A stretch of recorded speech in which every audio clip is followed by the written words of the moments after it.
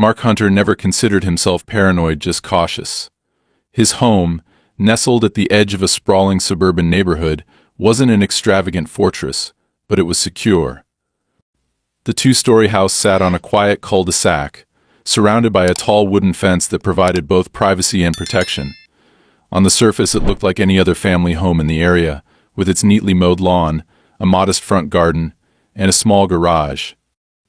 But anyone who knew Mark would understand why his property was different.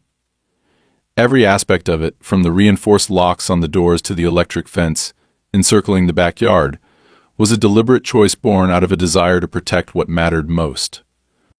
Mark worked as a consultant for small businesses, specializing in physical and cyber security.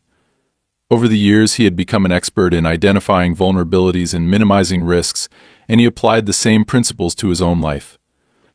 After all, he had a lot to lose. Living alone for years after a tough divorce, he had found solace in his routines in his home, which had become his sanctuary. While his neighbors focused on curb appeal and weekly barbecues, Mark prioritized security. The electric fence was a key part of that. It wasn't meant to harm anyone, just enough voltage to deter a would-be intruder. A series of bright yellow warning signs, placed at regular intervals along the perimeter, left no room for doubt. The installation was entirely legal, approved by local regulations, and maintained meticulously by Mark himself.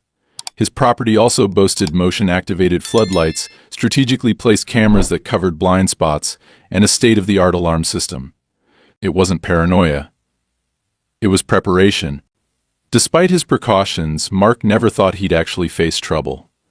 The neighborhood was considered safe, and the few interactions he had with his neighbors were cordial enough. But on a brisk October night, his confidence was shaken. It started with the sound of his alarm. A shrill, piercing wail ripped through the stillness, jolting Mark awake. The clock on his nightstand read 2:14 a.m. Throwing on a sweatshirt, he hurried to his home office, where the security system's control panel displayed the source of the breach, the backyard fence. With practiced efficiency, Mark opened the live feed from his cameras on his tablet. At first, he thought the screen was empty, but then he saw a shadowed figure crouched low near the fence, just out of reach of the motion-activated floodlights. The intruder was trying to climb over. As Mark watched, the person grabbed the top rail of the fence, ignoring the warning signs, and hoisted themselves up. A second later, their body jerked violently as they made contact with the electrified wires. The intruder fell to the ground in a heap. Mark's first instinct was to call the police, but as he reached for his phone, he saw the figure stirring on the screen. The man, dressed in dark clothes and a ski mask, staggered to his feet. He glanced around, seemingly disoriented, before hobbling toward the side of the house and out of view of the cameras. Mark flipped through the feeds, trying to track his movements, but by the time he switched to the front yard, the man was gone. For the next few hours, Mark couldn't sleep. He replayed the footage, scrutinizing every detail. The intruder hadn't been armed, as far as Mark could tell, but the intent was clear. This wasn't a lost jogger or a drunk neighbor. Someone had deliberately tried to breach his property, and if not for the electric fence, they might have succeeded. The following morning, Mark reviewed the footage again, saving it to an external drive in case he needed it as evidence. He inspected the fence for any signs of tampering or damage. Everything seemed intact, though a scuff mark on the wooden post near the fence's entrance suggested the man had tried to climb it again before giving up. By mid-morning, the incident had faded to the back of Mark's mind. He reassured himself that the system had done its job and there was no real cause for alarm. That reassurance lasted until early afternoon when a police cruiser pulled into his driveway. Mark opened the door to find two officers standing on his porch. "Mr. Hunter," one of them asked, his tone polite but firm. "Yes, that's me," Mark replied, suddenly wary. "We received a complaint about an incident that occurred on your property last night," the officer said. "A man claims he was injured by an electric fence here. Do you mind if we ask you a few questions?" Mark's mind raced. Injured? The man had been trespassing. He gestured for the officers to step inside, his voice measured. "Of course. Please come in." As they sat in the living room, Mark explained the events of the night before, recounting what he had seen on the security footage. He showed the officers the saved clips, clearly displaying the intruder ignoring the warning signs and attempting to climb the fence. But as the officers watched, Mark noticed their expressions remained neutral, almost skeptical.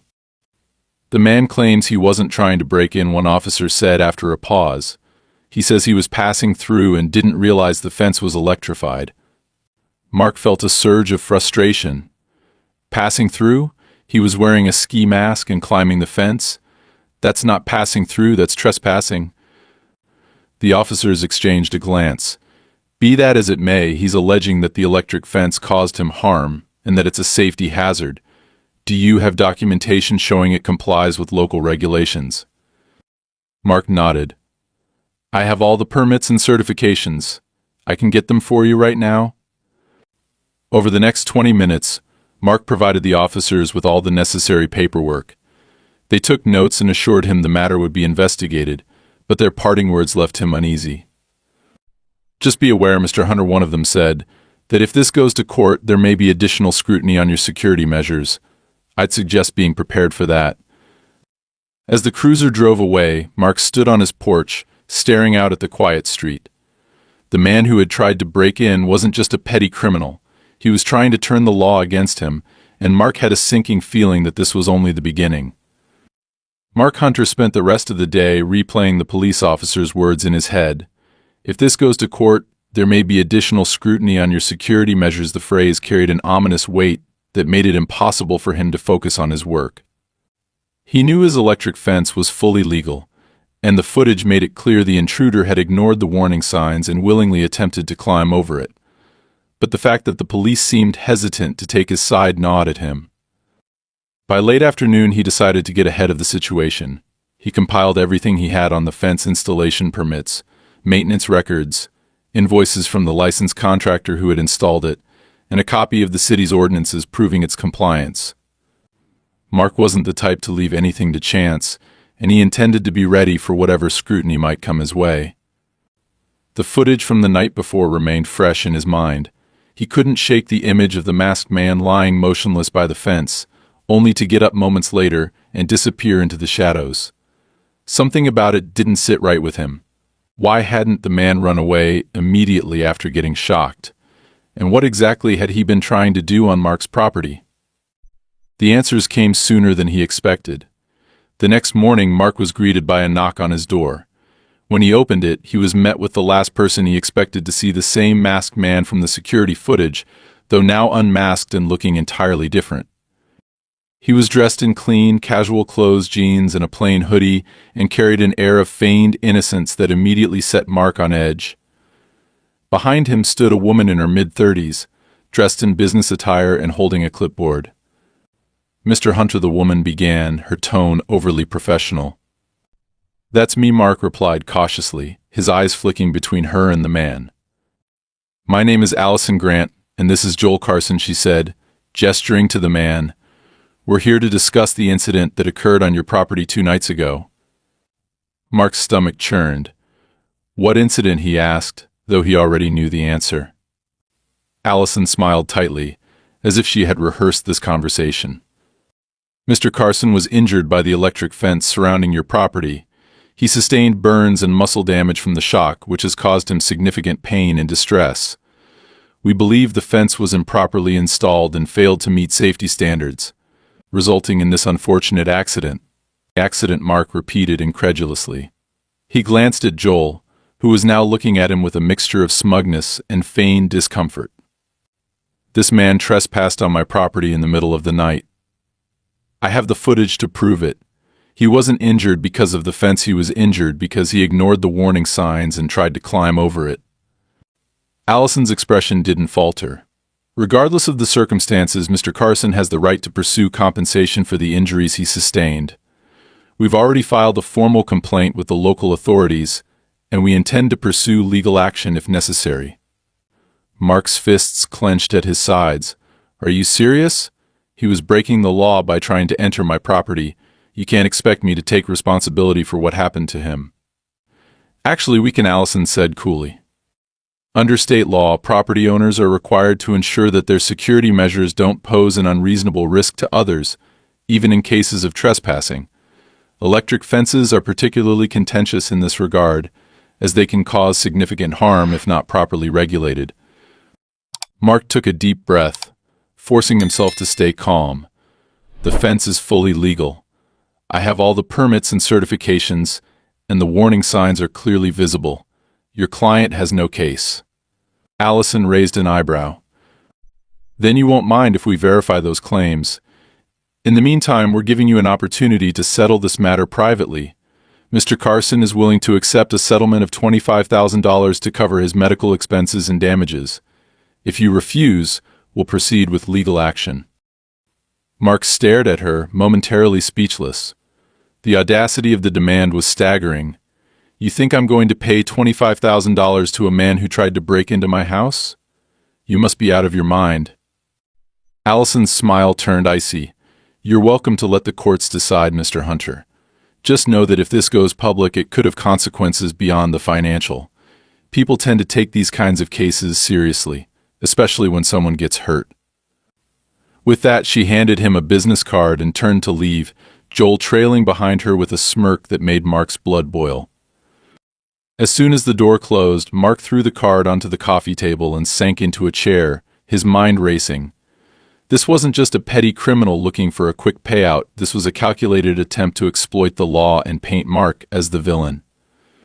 He had no intention of settling, but the idea of being dragged into a lengthy legal battle was daunting. That evening, Mark called his lawyer, Lauren Kelly, a no-nonsense attorney who had handled his divorce years ago, and earned his trust.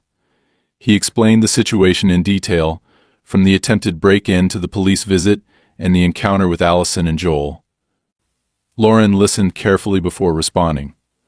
This isn't as straightforward as it should be, she said. Legally, you're in the right, your fence is compliant, and Joel was clearly trespassing, but cases like this can get messy, especially if they involve personal injury claims. Juries tend to sympathize with the injured party, even if they were in the wrong. So what do I do? Mark asked. First, we need to gather as much evidence as possible, Lauren said.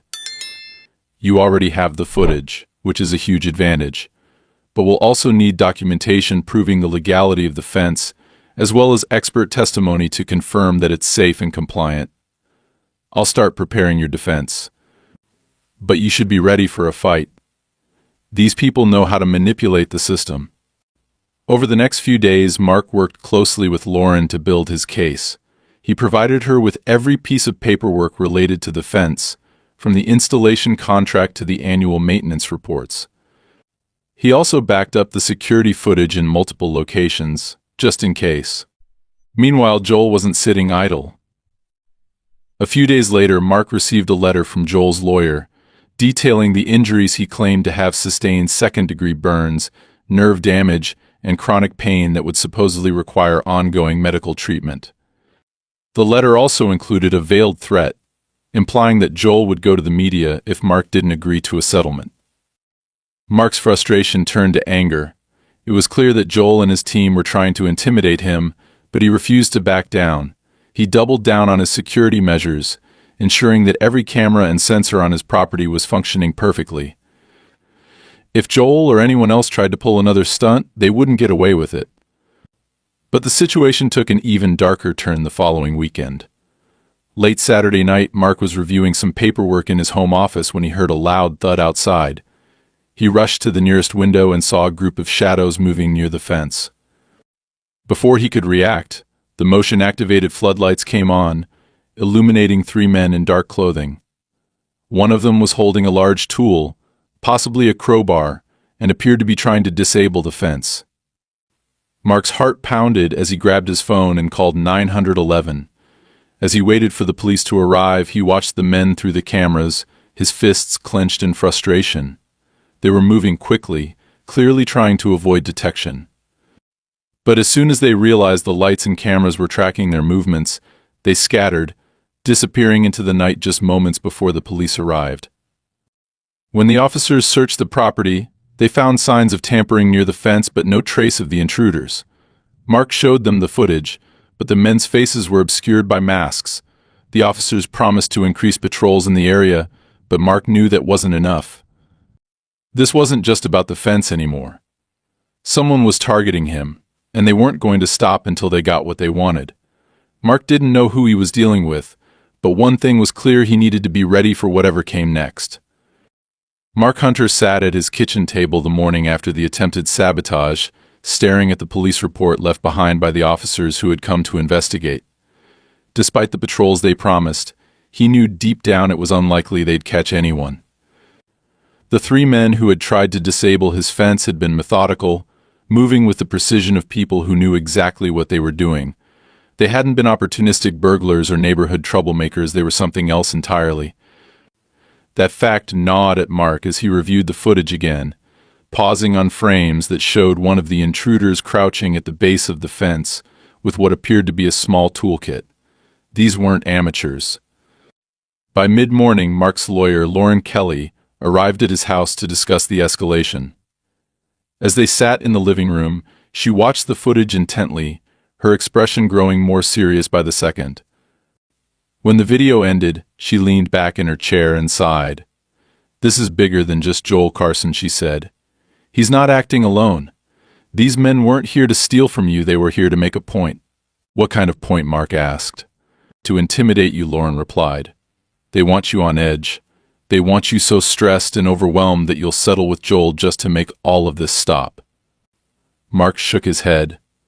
"That's not going to happen. If anything, this makes me more determined to fight back." "Good," Lauren said firmly. "But we need to be smart about this. Whoever is behind this knows how to stay just within the bounds of the law. They're making sure they can harass you without leaving any solid evidence that ties back to them. That means we need to gather as much as we can: footage, witnesses. Anything unusual you've noticed lately?" Mark thought for a moment. "There's something else," he said. "The day after Joel got shocked by the fence, I found a box on my porch addressed to him. It looked like it had been left there deliberately, like someone wanted to make it look like I was involved in some kind of package theft." Lauren's eyes narrowed. "Did you keep the box?" "Yeah, it's in my garage. I didn't open it. I didn't want to mess with evidence." "Smart move," she said. "Let me see it." Mark retrieved the box and set it on the coffee table. It was small, no larger than a shoebox, with Joel Carson's name and a return address scrawled on the label. Lauren studied it closely, noting that the handwriting looked rushed and uneven, almost as if it had been deliberately disguised. "This is definitely part of their strategy," she said. "They're trying to build a narrative that paints you as the aggressor. If Joel claims this box contains something valuable or illegal, it could make you look like you're retaliating against him." Mark felt a surge of frustration. "It's infuriating. They're playing dirty, and I'm stuck reacting to every move they make." "That's exactly what they want," Lauren said. "But we're not going to let them control the narrative. I'll take the box to the police and make sure it's logged as evidence. In the meantime, we need to focus on protecting you and your property." Over the next few days, Mark took additional steps to secure his home. He installed new cameras with higher resolution and wider angles, ensuring there were no blind spots. He also upgraded his alarm system to include motion sensors along the perimeter of his yard. It was expensive, but he knew it was necessary. If Joel and his accomplices tried anything else, they wouldn't get far without being caught on tape. But the harassment didn't stop. One evening, as Mark returned home from running errands, he noticed a strange car parked down the street. It was an older model sedan, unremarkable except for the fact that it had been sitting in the same spot for hours. Mark didn't recognize it as belonging to any of his neighbors, and when he walked past, he saw two men sitting inside, their faces partially obscured by the glare of the streetlights. Mark's instincts kicked in. He pulled out his phone and snapped a picture of the car's license plate before heading inside. From his office window, he watched as the men remained in the car for another 20 minutes before finally driving off. The next morning, Mark forwarded the photo to Lauren, who ran the plate through a private investigator she had hired to assist with the case. The results were both frustrating and revealing the car was a rental, paid for in cash, and registered under a fake name.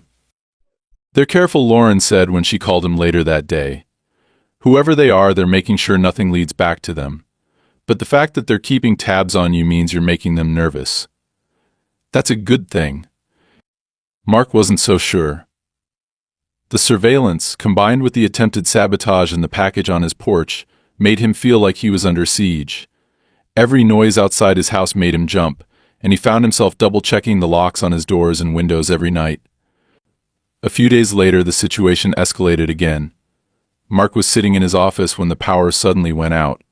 His computer screen went dark, and the hum of the air conditioning stopped abruptly.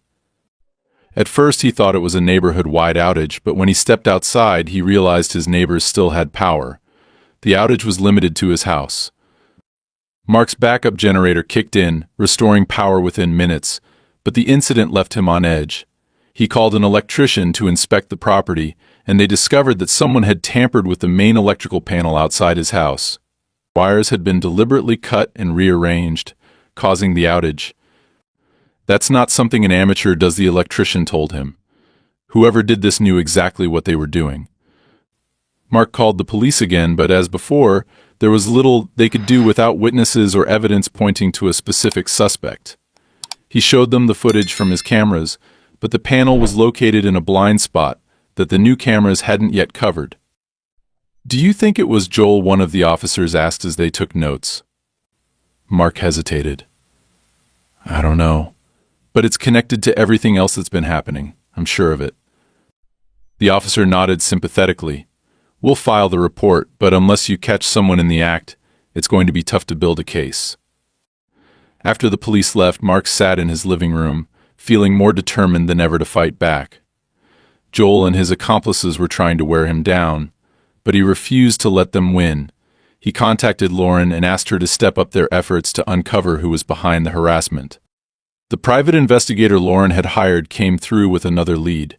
He discovered that Joel had recently received a large deposit into his bank account, far more than someone in his situation should reasonably have.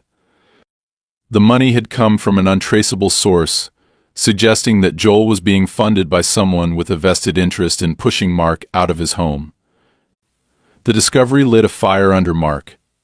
Whoever was behind this wasn't just trying to extort money, they wanted him gone. But why? And how far were they willing to go to achieve their goal? Mark didn't have the answers yet, but he knew one thing for certain: this wasn't over. If Joel and his backers thought they could scare him into submission, they had underestimated the lengths he was willing to go to protect what was his. Mark Hunter sat in his office, staring at the bank records Lauren had sent him that morning. The private investigator she'd hired had done an impressive job tracking Joel Carson's recent financial activity, uncovering a deposit that reeked of something far more sinister than simple harassment. The amount, $15,000, was too much to ignore, and had been deposited anonymously just days before Joel's alleged injury. Mark felt a cold knot in his stomach as he reread the investigator's report. Someone was bankrolling Joel, and it wasn't hard to guess why. This wasn't just a matter of intimidation or financial extortion. Whoever was funding Joel clearly had deeper motives, and Mark couldn't shake the feeling that this wasn't just about money, it was about removing him from his home. Lauren had been careful not to draw any conclusions, but her tone during their last phone call was grim. "This isn't random, Mark. Someone with resources is behind this, and they're using Joel as a pawn. We need to find out who's pulling the strings before they make their next move." That next move came faster than either of them anticipated. Late one evening, as Mark sat reviewing the security footage from the night of the power outage, his phone buzzed with a notification from the new motion detectors he'd installed along the property line. He opened the app and was greeted with a live feed of a man crouching near the back fence, partially obscured by the shadows. Mark's heart raced as he watched the figure methodically scanning the area, clearly aware of the cameras. He wasn't dressed like the typical intruder, no ski mask or dark hoodie. Instead, he wore work boots, cargo pants, and a plain cap pulled low over his face. Mark quickly realized this wasn't another act of vandalism. The man wasn't tampering with the fence or cameras, he was planting something. Grabbing his phone, Mark called the police and relayed what he was seeing. "There's someone on my property near the back fence," he said, his voice steady but tense. "He's not breaking in, he's leaving something behind. Stay inside and don't confront him," the dispatcher replied. "Officers are on their way." Mark did as he was told, watching the feed as the man finished his work and disappeared into the darkness. Minutes later, the police arrived and Mark met them at the back gate, leading them to the spot where the intruder had been. What they found sent a fresh wave of unease through him. Buried just beneath the surface of the soil was a small device, no larger than a deck of cards, encased in a waterproof housing. One of the officers carefully extracted it and examined it with a flashlight. "It's a GPS tracker," he said grimly. "Someone's trying to monitor your movements." Mark felt a surge of anger as the officer bagged the device as evidence. "Why would they need a tracker? They already know where I live." The officer shrugged. "Hard to say. Maybe they're trying to figure out your routines when you're home, when you're not. It's the kind of thing you'd use if you were planning something more invasive." The implication hung in the air, unspoken but impossible to ignore. Mark thanked the officers as they promised to escalate the investigation, but as they drove away he felt no safer than before. If anything, the discovery of the tracker only deepened his sense of vulnerability. The next day, Lauren arrived with an evidence specialist she'd hired to review the tracker and other signs of tampering on Mark's property. The specialist, a wiry man in his 50s named Kevin, had decades of experience in counter-surveillance. As he examined the tracker, his expression grew more concerned. "This isn't some off-the-shelf gadget," Kevin said, holding the device up to the light. "It's custom-built industrial grade. Whoever made this knows what they're doing. It's not the kind of thing a guy like Joel would have access to on his own." Mark frowned. "So we're dealing with professionals." "Definitely," Kevin replied. "And if they went to the trouble of planting this, they're not going to stop there. You need to assume they're watching you in ways you haven't detected yet." The thought was chilling. Mark had taken every precaution he could think of to secure his home, but now it seemed his efforts had only made him a more challenging target, one his enemies were determined to overcome. Later that evening, Lauren called with an update. "I've been digging into Joel's connections," she said. "It turns out he has a history of lawsuits, small claims, personal injury, property disputes. He's pulled this kind of stunt before, but never on this scale. The difference this time is the money. Whoever paid him is the key to all of this." "So how do we find out who it is?" Mark asked. Lauren hesitated. "That's the tricky part. Whoever they are, they're covering their tracks well. The deposit to Joel's account came through a shell company, which leads to another shell company. It's a classic laundering setup. But I've reached out to a forensic accountant I trust if anyone can untangle this mess. It's him." Mark nodded, though the conversation left him feeling more uneasy than ever. The level of sophistication behind the attacks on him suggested that whoever was behind them had significant resources and experience. This wasn't just about intimidation anymore, it was a calculated campaign to break him down, one step at a time. The next day, Mark decided to take a more proactive approach. He contacted a security consultant he'd worked with in the past, a former military intelligence officer named Sam Vega. If anyone could help him understand the tactics being used against him, it was Sam. After a thorough inspection of the property, Sam confirmed what Mark had already suspected: the GPS tracker was just the beginning.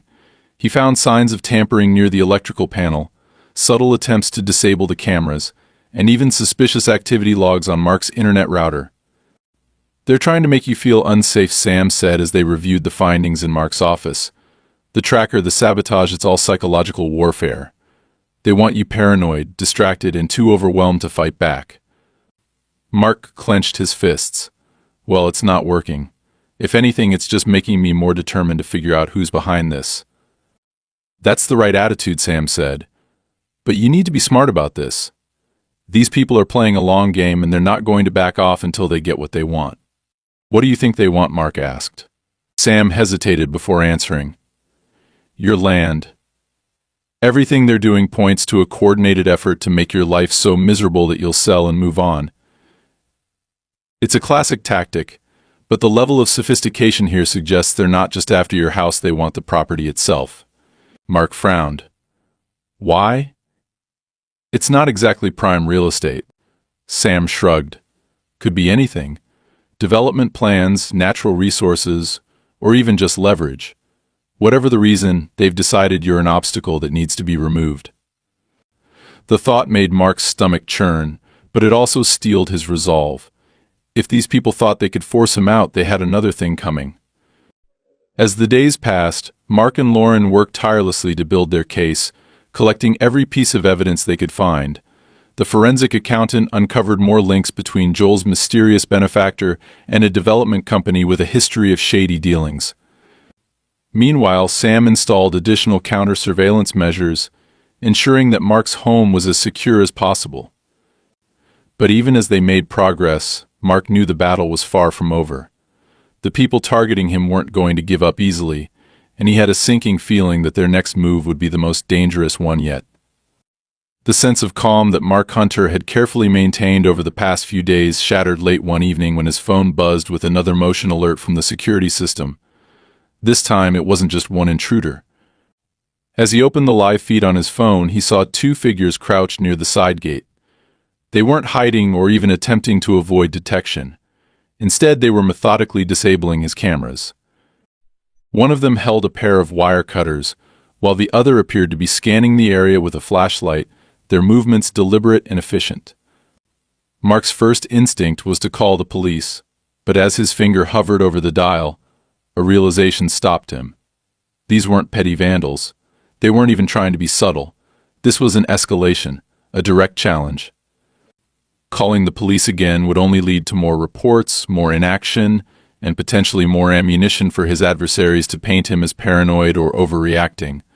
No, this required a different approach. Mark quietly retrieved his concealed carry pistol from the lockbox in his office and stepped into the shadows near the edge of his porch.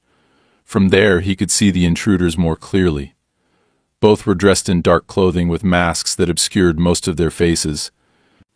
They worked in silence, communicating only through gestures, which made their professionalism even more unsettling. The motion-activated lights sprang to life, flooding the yard with brightness. One of the intruders flinched but didn't stop. Instead, he calmly adjusted his flashlight and continued working. It was as though they had rehearsed this, prepared for every contingency. Mark decided it was time to act. He stepped forward into the light, his voice sharp and commanding. "You're trespassing on private property. Drop what you're holding and leave now." The two men froze, their heads snapping in his direction. For a moment, there was a tense standoff. Then, instead of retreating, one of them took a step closer, raising his hands in a mock gesture of surrender. "Relax, man," he said, his voice muffled by the mask. "We're just fixing something for the neighbors." Mark didn't lower his weapon. "Don't insult my intelligence. You've got 10 seconds to get off my property before I call the cops, and trust me, they'll have more questions for you than me." The man hesitated, clearly weighing his options. Then, with a slight nod to his partner, he backed away, leaving the wire cutters on the ground. The two of them disappeared into the darkness, but not before one of them turned back and muttered, "You're making this harder than it needs to be." Mark didn't sleep that night. Instead, he spent the early hours combing through the security footage, documenting every detail of the encounter. He forwarded the footage to Lauren, along with a brief summary of what had happened. By morning, she had already called him back. "This isn't just harassment anymore," she said. "They're trying to provoke you. They want you to make a mistake either by overreacting or by doing something they can use against you in court." Mark clenched his jaw. "And if I hadn't stopped them?" "What do you think they were trying to do?" "They were probably planting more devices," Lauren replied. "Trackers, bugs, anything that could give them leverage. Or worse, they could have been trying to damage your property in a way that makes it look like you're the one breaking the law." "Then it's time to go on the offensive," Mark said. "I'm done waiting for them to make the next move." Lauren hesitated. "I understand how you feel, but we need to be strategic. If we act too aggressively, it could backfire. Right now, the best thing we can do is continue gathering evidence and building a rock-solid case. That's how we beat them." Mark didn't argue, but the conversation left him unsatisfied. He appreciated Lauren's caution, but every instinct told him that his adversaries were gearing up for something bigger. He needed answers and fast. The next breakthrough came from Sam Vega, the security consultant who had been helping Mark fortify his home. After reviewing the footage of the latest intrusion, Sam noticed a small but significant detail. One of the men had a patch on his jacket, partially obscured but still visible in certain frames. With some enhancements, they were able to identify the logo, a private security company based in the next county. This changes everything, Sam said as he and Mark reviewed the findings. If they're hiring professionals, it means whoever's behind this has serious resources. And it also means we might have a way to trace them. Lauren immediately got to work tracking down the security company's client list. It took some creative legal maneuvering, but she eventually uncovered a name that sent a chill down Mark's spine: Clearway Developments. Mark recognized the name instantly. Clearway was a real estate development firm notorious for its aggressive tactics. They were known for targeting private homeowners, using every trick in the book to force them to sell. Their projects often faced public backlash for displacing families and destroying local communities, but their lawyers were adept at burying any complaints in a mountain of legal red tape. "This is bigger than I thought," Mark admitted during a late-night call with Lauren and Sam. "They don't just want my house, they want the land." "That would explain the escalation," Lauren said. "If Clearway has plans for your property, they're not going to stop until they get it. But this gives us an edge. Now that we know who's behind this, we can start turning the tables."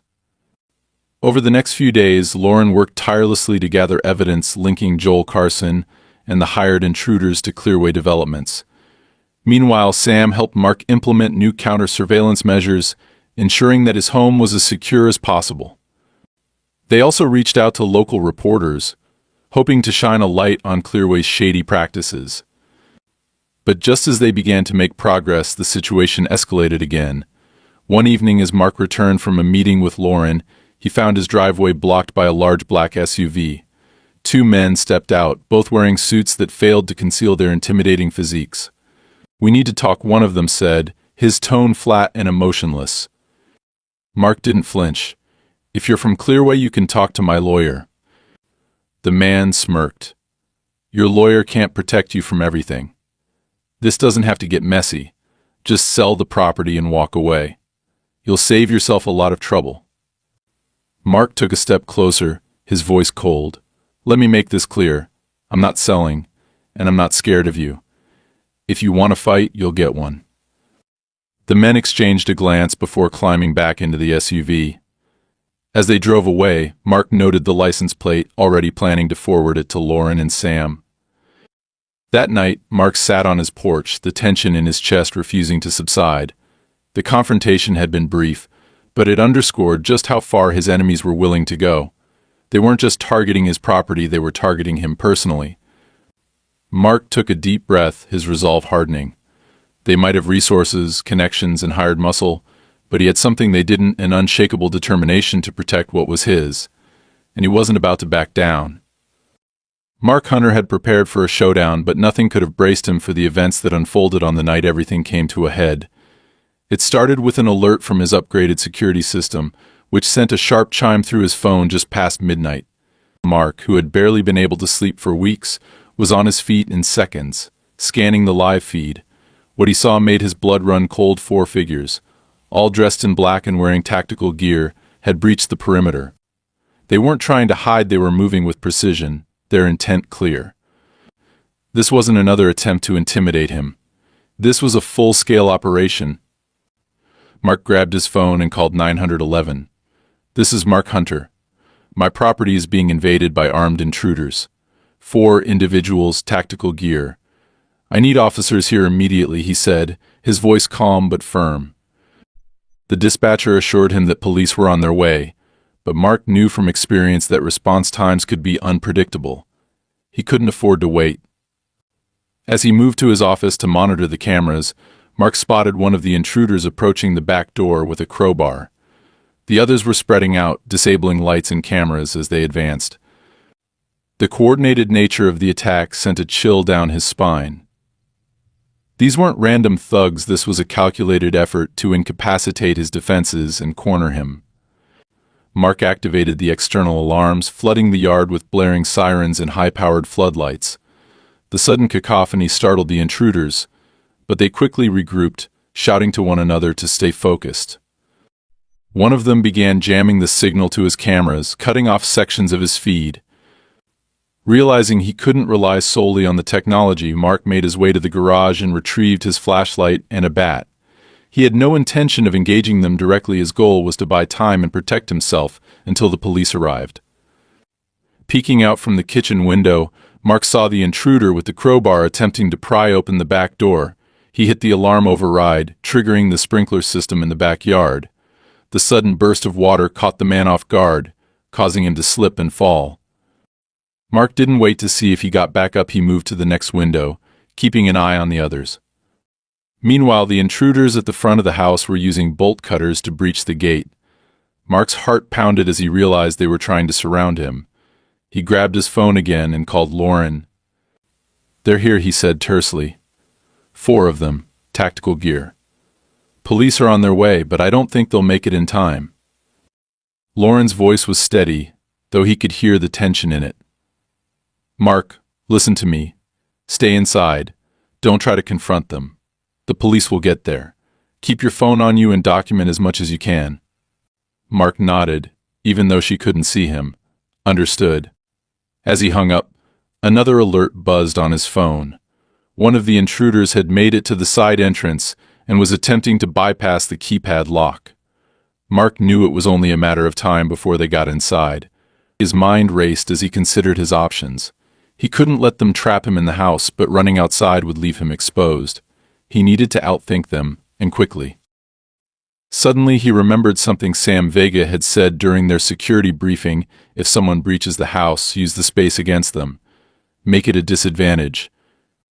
Mark moved quickly, barricading the doors to the main hallway and cutting off access to the second floor. He turned off the interior lights, plunging the house into darkness. If they wanted to find him, they'd have to do it on his terms. Minutes felt like hours as Mark listened to the sound of footsteps outside. The intruders were coordinating, their voices low and professional. Then came the sound of glass shattering. One of the side windows had been broken. They were inside. Mark gripped the bat tightly, his breathing steady as he positioned himself near the staircase. He didn't plan to fight unless it was absolutely necessary, but he needed to be ready. As the first intruder moved cautiously into the living room, Mark triggered a preset command on his phone.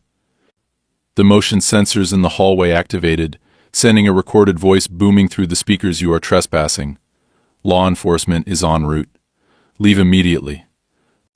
The intruder hesitated, clearly unnerved by the announcement, but the others pressed on, their determination outweighing their fear. Mark stayed one step ahead, moving silently through the house as they searched for him. He used his knowledge of the layout to his advantage, guiding them toward dead ends and away from his position. Each time they approached a new area, he triggered another alarm or motion-activated device, keeping them disoriented. Finally, the sound of sirens pierced the night. Red and blue lights flashed outside as multiple police cars screeched to a halt in front of the house. The intruders, realizing their time was up, began retreating. Mark watched from an upstairs window as 2 of them made it over the fence and disappeared into the woods. The remaining 2 weren't so lucky. Officers caught them as they tried to flee through the side gate. Mark descended the stairs cautiously as the police secured the scene. One of the officers approached him, his face grim. "Are you all right, Mr. Hunter?" "I'm fine," Mark said, though his hands were still trembling. They didn't get what they came for. "What do you think they were after?" the officer asked. Mark glanced around his home, his sanctuary that had been violated. "Control," he said finally. "They wanted to make me feel powerless. They wanted me to leave."